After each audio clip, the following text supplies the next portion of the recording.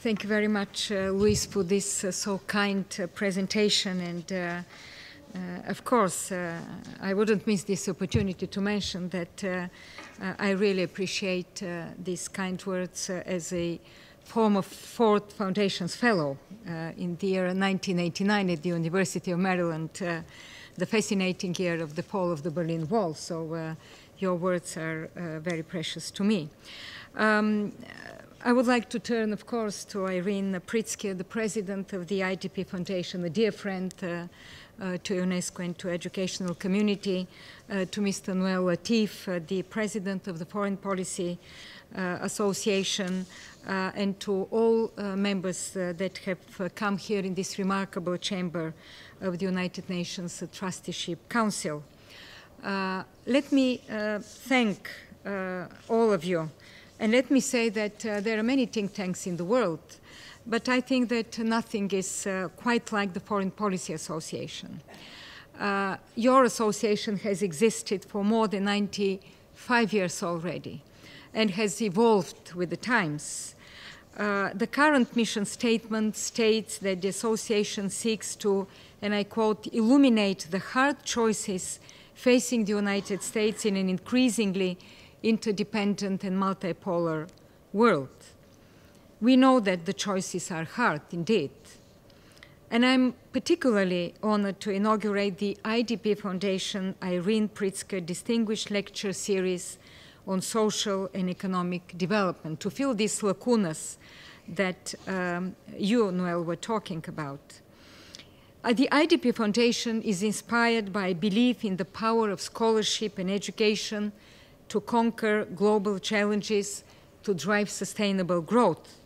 We see this in the Idp Foundation's Rising Schools program in Ghana, supporting quality education in both urban and rural areas. And I hope to have the possibility to visit one of these project schools beginning of next month when I go to Ghana. This is an example of the new partnerships for innovation we need today, drawing on the creativity of the private sector, on powerful philanthropic engagement for stronger advocacy to move the agenda forward and increase learning opportunities with a very particular focus on girls and women. I'm deeply grateful to Irene Pritzker for her leadership, for which she received the Global Philanthropy Award in 2010. We need such leadership more than ever today. We know that new centers of power are emerging. Technology is knitting us more closely together, and exchanges are deepening. At the same time, the world is under pressure from the demographic boom, from rising migration, from deepening inequalities. Conflicts remain aflame across the globe, leaving millions defenseless in the face of horrendous violence. Every country suffers the rising impact of climate change. The economic crisis continues its course, especially in developed countries in Europe, hitting hardest the most vulnerable, while new powers also are rising. Half of the world is under 25 years old, and this trend is deepening, raising steep challenges of employment and inclusion. Across the world, we see culture and heritage increasingly under attack. We see that in Syria, we see that in Mali, and Luis mentioned the big stakes of destroying heritage in Mali, in the Sahel. We see culture and heritage under pressure from urbanization, from climate change. With globalization, identities and values are moving sometimes to the front of national and international politics. I don't mean, ladies and gentlemen, to paint a somber picture, but as we inaugurate this lecture series, let me clarify a point. The world features today as much challenge as opportunity. People, at the same time, are more connected and living closer together than ever before. But this does not automatically lead to more mutual understanding. Societies and cities are more diverse, but intolerance is on the rise, and new forms of tolerance are required. These are also times of debate, when questions are being raised about the meaning of progress, about the foundations for peace and sustainability. We must address these questions together in partnerships. This means one way of partnerships, as Louise also was mentioning, of the United Nations with wide range of partners. We have to put ideas forward to bring countries together around a common agenda for democracy, equity, and human rights, for development and sustainability.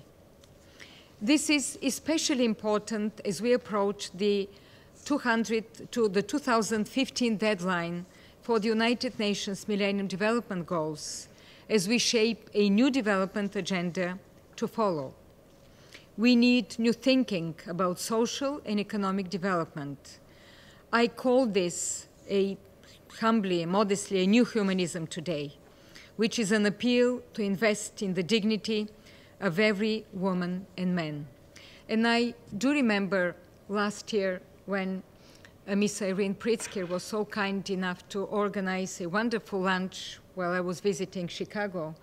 And some of the participants in this lunch was asking what actually UNESCO is doing. We know that you're about education, about science, about culture, the international cooperation, but what is actually you're doing? And I remember you responded, UNESCO is about human dignity. And I have quoted many times because I do believe that this is exactly what UNESCO is doing in this quest for quality education, for respect of cultures, for more scientific research, for new technologies, for open educational resources. This is about empowering people. This is about human dignity, so much in need nowadays in the world. And I also see human ingenuity. As we very often say, this is the ultimate renewable energy in this world, which is so much blocked or untapped. At the same time, we live, ladies and gentlemen, in new age of limits in terms of resources, and we speak, of course, in terms of our planet.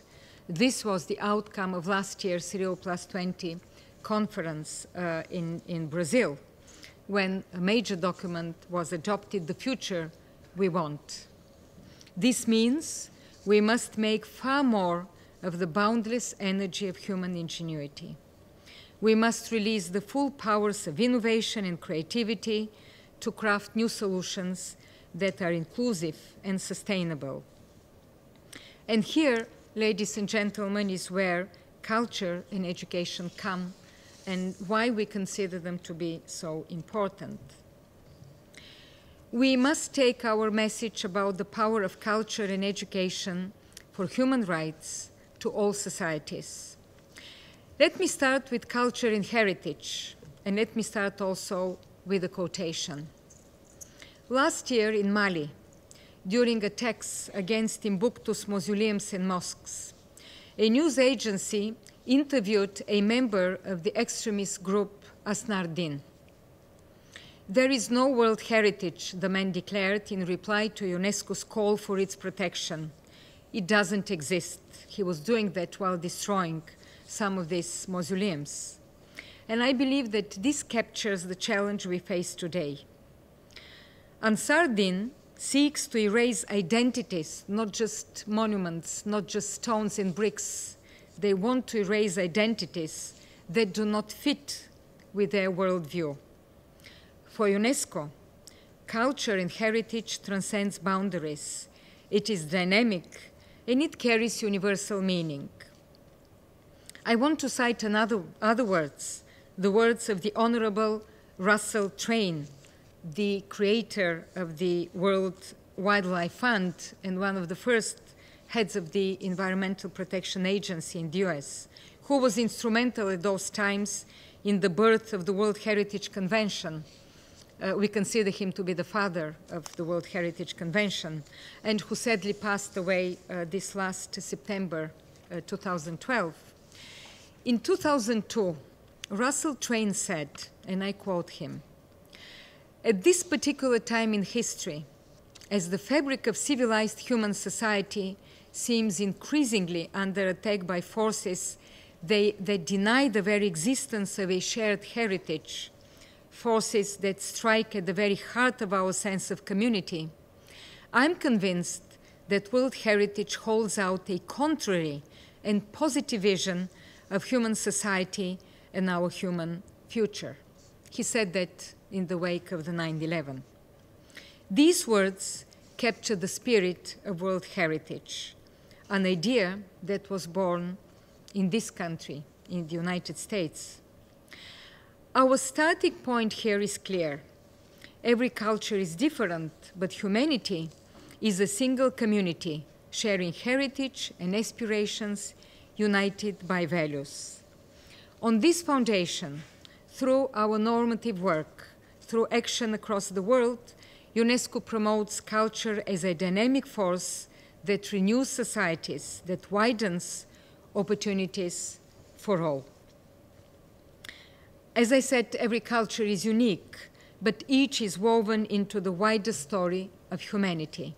Each is a source of strength and a force for reconciliation. In Bosnia and Herzegovina, UNESCO helped former enemies rebuild the Mostar Bridge. In Egypt, we witnessed people joining arms to protect their heritage. For UNESCO, culture and heritage are not just about stones and buildings. They're about identities and belonging. They carry values from the past that are important for societies today and tomorrow. This is the meaning of the World Heritage Convention, whose 40th anniversary we celebrated last year, and its 962 sites, including 21 in this country, in the United States of America. The Statue of Liberty is a defining symbol for Americans, but it speaks to people across the world, speaks about hope, about freedom, about democracy, one of the sites on our World Heritage list.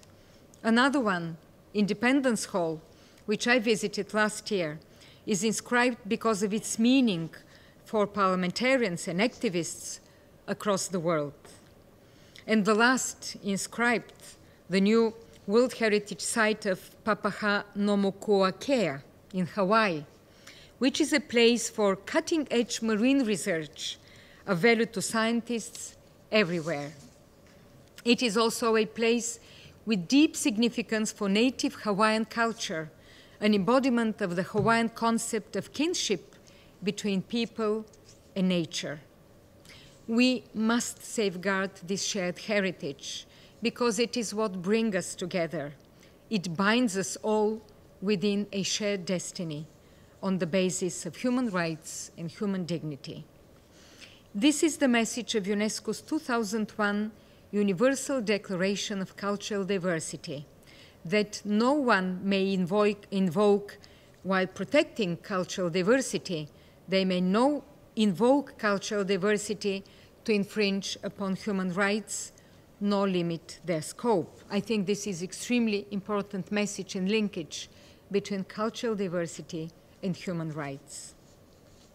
This is precisely why UNESCO has mobilized action to protect Mali's cultural heritage, which reflects a golden age that stretches back to the 5th century.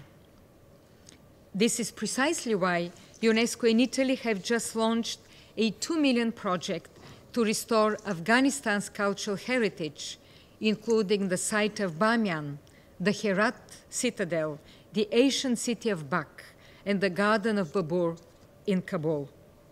Bamiyan contains numerous Buddhist monasteries, as well as forts from the Islamic period that testify to constant exchanges between Indian, Greek, Roman, Sasanian, and Islamic influences.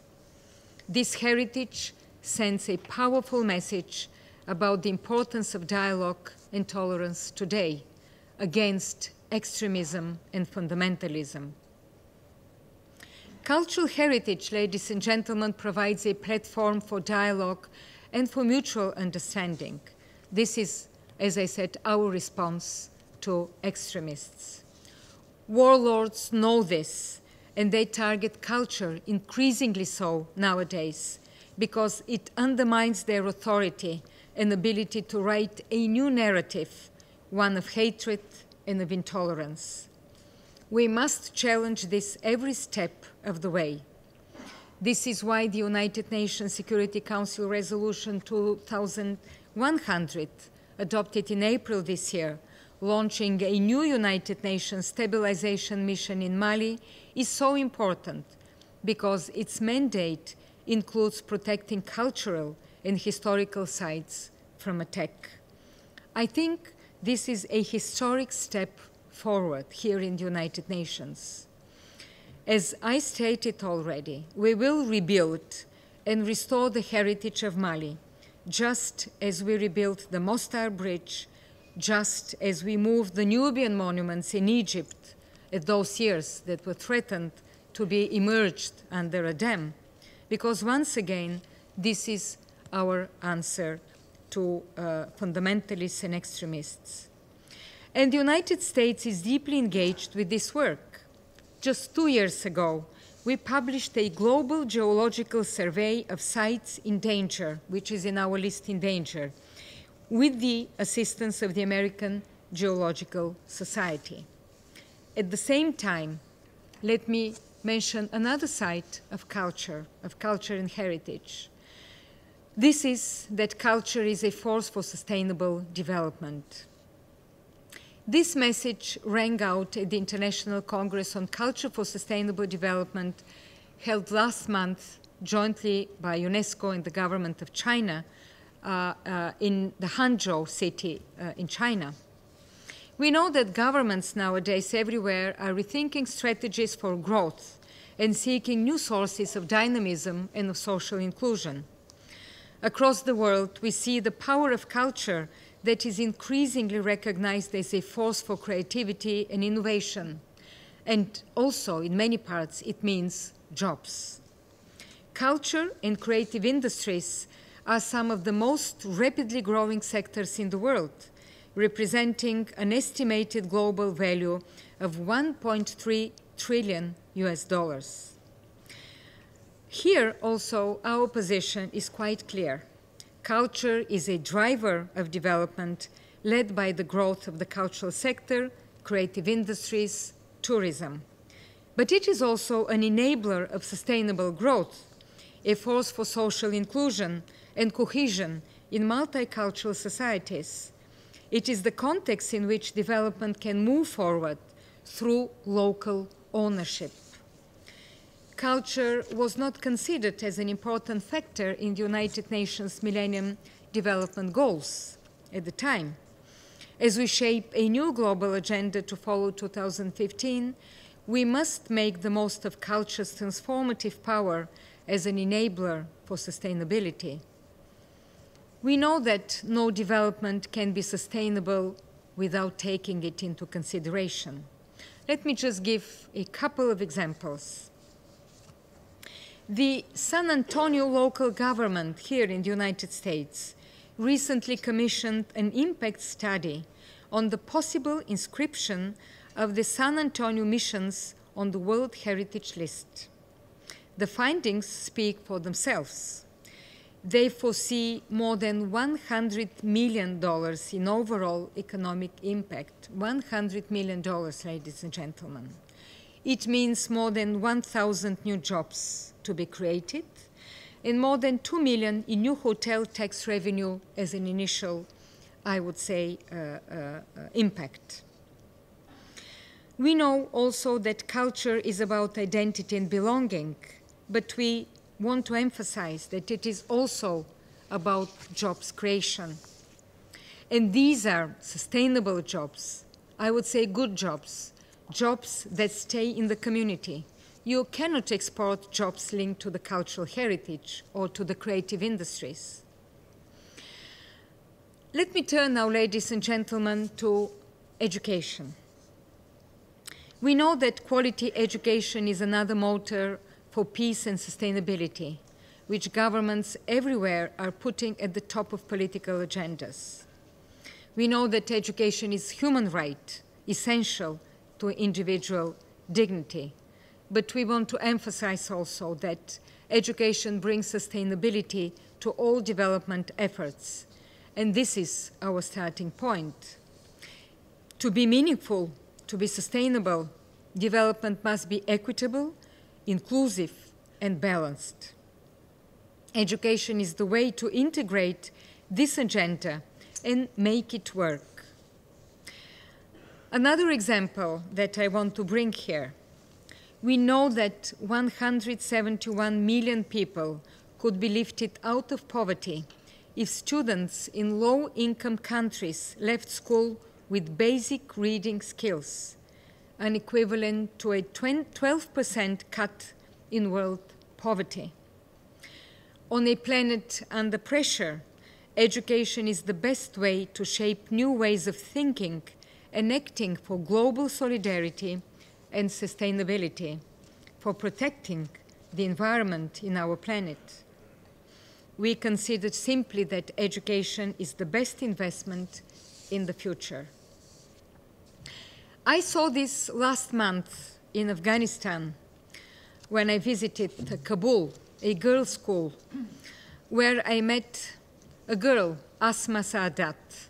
She told me that thanks to education, we can now differentiate between knowledge and ignorance.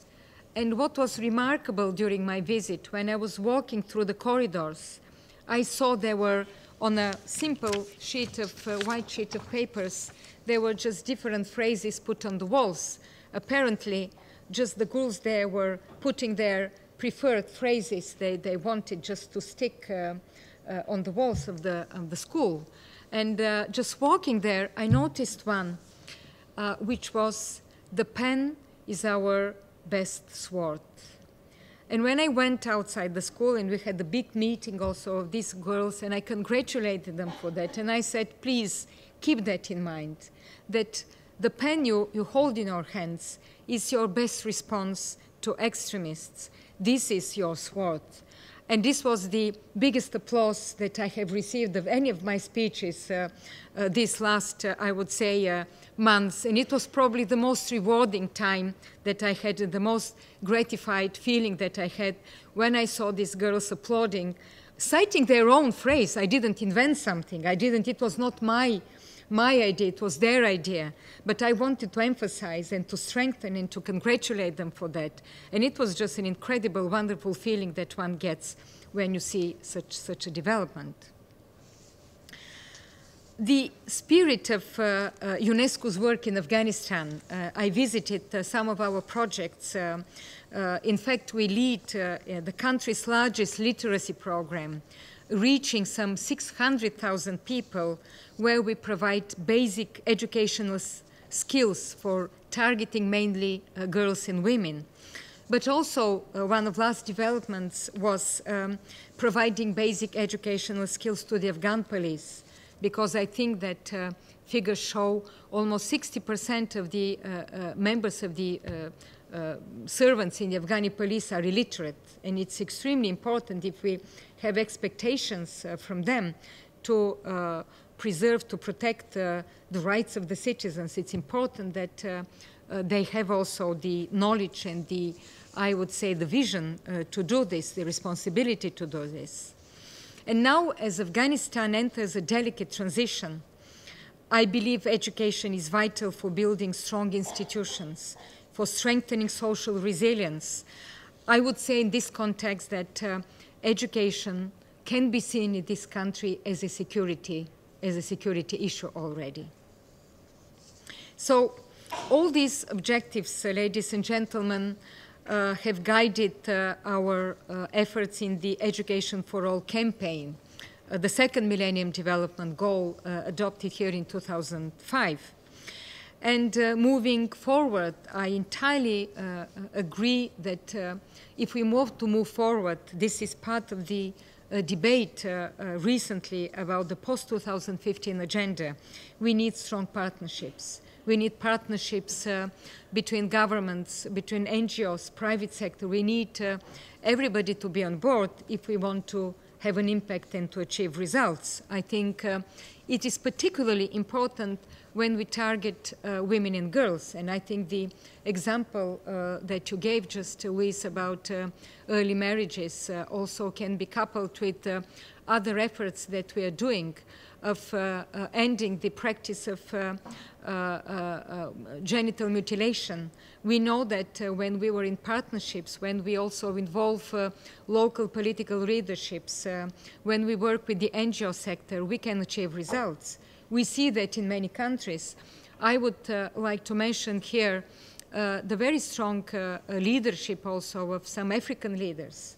I know that the First Lady of Burkina Faso, Madame Chantal Campaoré, has been one of the champions of ending this practice of restoring the rights and the dignity of millions of African women. She could achieve that in her own country, in Burkina Faso, where she achieved by half lowering this practice, and she's not satisfied. She continues working for that, and I would like to congratulate and to put forward this good example of strong partnership among United Nations and having the local leadership, which is very important if we want to, local ownership is crucial if we want to achieve good results.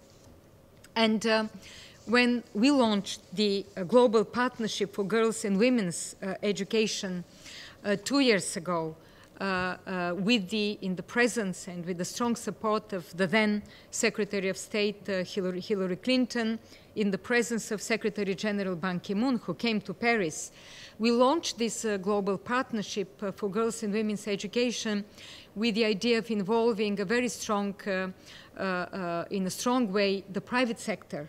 And this brought one of, I would say, the most successful programs and projects that UNESCO is leading nowadays with Procter & Gamble to enhance literacy. I just visited in Senegal recently one of our such projects of giving literacy to women and girls, their young women and girls, and I could see the enthusiasm and also the empowering. It is not about only giving them the possibility to read and write, and I think Ms. Pritzker here will agree with me that empowering these women, then they start their businesses. It may be a small commerce, but then it evolves. And knowing that they are taking their lives in their own hands is probably one of the best ways of testifying and showing why education is so important in these circumstances. Our project with Procter & Gamble targets literacy for 40,000 girls and women, and this is the first stage. It's such a huge success that we are moving forward. We signed the second stage of this project, and then we move forward.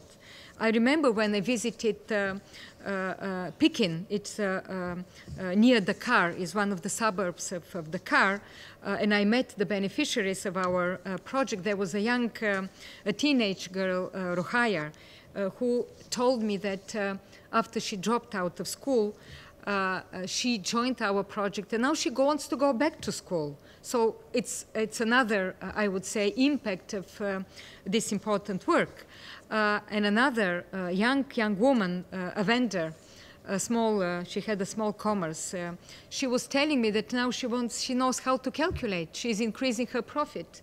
And now she said, I can be much more useful to my family. I can raise my children having more profit from what I'm doing because I know how to calculate. So I believe that this is also about equality, about equity, but it is also important about social inclusion and social cohesion. Now, we have, of course, a wonderful partnership with some of the technological companies. I'm talking about Microsoft, Intel, Cisco, about how we harness the powers of new technologies to improve teaching. We have developed with them a competency framework for teachers. This is a module that can be adapted. It's already been adapted in many countries around the world. We're working in South Africa, we're working in China, we're working in Burkina Faso in order to adapt some of these competency frameworks to enhance the quality of teachers and finally the quality of education. We, UNESCO, have been one of the biggest proponents of open educational resources. And we have organized last year a World Congress on Open Educational Resources in order to take this agenda forward. And we want to introduce this important notion about open educational resources, about new technologies in the debate about the post-2015 agenda. We know that the second Millennium Development Goal has achieved huge successes now that we are reaching the 2015 deadline. But we still know from our Institute of Statistics, we know that still, albeit figures are decreasing, still there are millions. Yesterday I received the latest information pointing to 57 million children that are out of school. And we know also that still girls are particularly affected.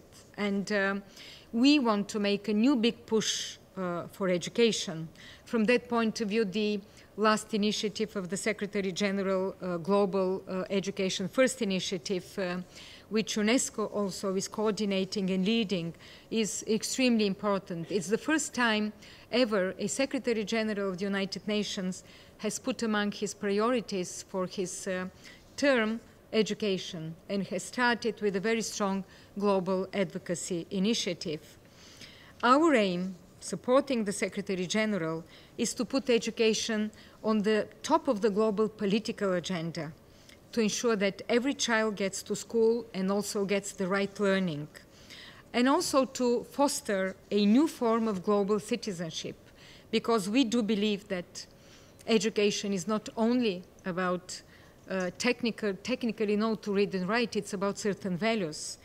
It's about human rights, it's about sustainable development, it's about protecting biodiversity and environment, it's about being a citizen, it's about knowing how to contribute to his or her communities and his or her societies. And we, for that reason, want to target very particularly those vulnerable situations, like I mentioned, Afghanistan, but not only.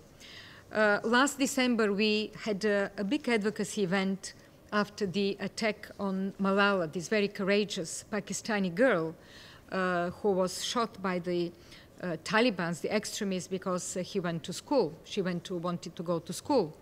And we did organize the then President of Pakistan came, he brought half of his government, and we established a Malala Fund, starting with 10 million, now it will be enlarged, because we do believe that we have to target these particular situations like Pakistan or Afghanistan, and especially girls' education, or South Sudan, where we know that 88% of women, girls in South Sudan are illiterate. There, UNESCO is leading all the other, as we call it, the education cluster, all the effort of the United Nations, creating their new Ministry of Education, creating their first education system, because we know it's important for this country, the newly born country. So, ladies and gentlemen, I think I'm speaking probably longer than it was envisaged, but I was so encouraged by this presentation and a little bit drawn away from my prepared text. Let me just end by saying a few important things in my view. President Obama has said once that United States is a country that does big things. And I believe that today we need to think big, because the world is not waiting on the sidelines, because history cannot be parked for better days. Education, culture, sciences, freedom of expression, another part of our agenda mandate that I didn't touch upon in this presentation. UNESCO stands up for this fundamental right across the world on all platforms, because we believe these are the front lines of the 21st century. The world is calling for our stronger leadership, for leadership that is guided by values. This is why I believe UNESCO matters for the interest of the United States as equally the United States matter for UNESCO. Franklin Roosevelt once said, "Freedom cannot be bestowed, it must be achieved." Freedom, we know, is not some natural force that can be unleashed. It must be built, promoted, defended. We see this in the transitions underway in countries across the world, be it in the Arab world, in Myanmar. We see that also nowadays in Afghanistan. This is why the United States took the lead in creating the United Nations in the first place. The poet Archibald MacLeish, then Assistant Secretary of State, helped write the preamble of the United Nations Charter. He penned also the opening lines of UNESCO's constitution. Since wars begin in the minds of men, it is in the minds of men that the defenses of peace must be constructed. And let me once again remind that UNESCO's constitution served as a basis. It was, I would say, transposed further on in the Universal Declaration of Human Rights, one of probably the most poetic, I would say, and value-based documents adopted by the United Nations. So it is safe to say that the spirit of the United States is written into UNESCO's DNA, because it matters also for values, common values that UNESCO shares with the United States, and interests, because it provides, I would say, a value-based platform to advance common goals across the world. United States involvement is essential for advancing quality education, for protecting freedom of expression, for safeguarding cultural heritage and diversity, for harnessing the power of science, for human dignity and for human rights. And this, ladies and gentlemen, does not happen by itself. You have to make your case, you have to be at the table, you have to convince others and help set the agenda. This reminds me of the thoughts of another American political thinker, Reinhold Niebuhr, who served as United States representative to UNESCO's 4th General Conference, which was held in 1950. He wrote at that time an article about what he called the tremendous significance of the organization in laying the ground for lasting peace among states. But Niebuhr warned the organization had to be judged against the right criteria. UNESCO does not deliver development financial aid, but it crafts the conditions for development. UNESCO does not itself keep the peace. We do not have the power of the Security Council. We don't have an army. We don't have peacekeepers. But we work to make peace last. UNESCO provides what I would call the software for lasting peace and for meaningful, sustainable development. This is our role. In all of this, we are guided by the goal that Russell Train evoked 10 years ago, to strengthen a new sense of kinship with one another as part of a single global community. These are the foundations for a better future. UNESCO is building them across the world, but in order to do that, we need you. We need also the US leadership in that. So thank you once again for giving me this immense opportunity to open a new series of lectures. I would like to once again express my deep friendship and admiration to Ms. Irene Pritzker. Thank you very much, Luis, once again for a very kind presentation, and of course, Noel, to you for inviting me to open this series in this prestigious auditorium. Thank you very much.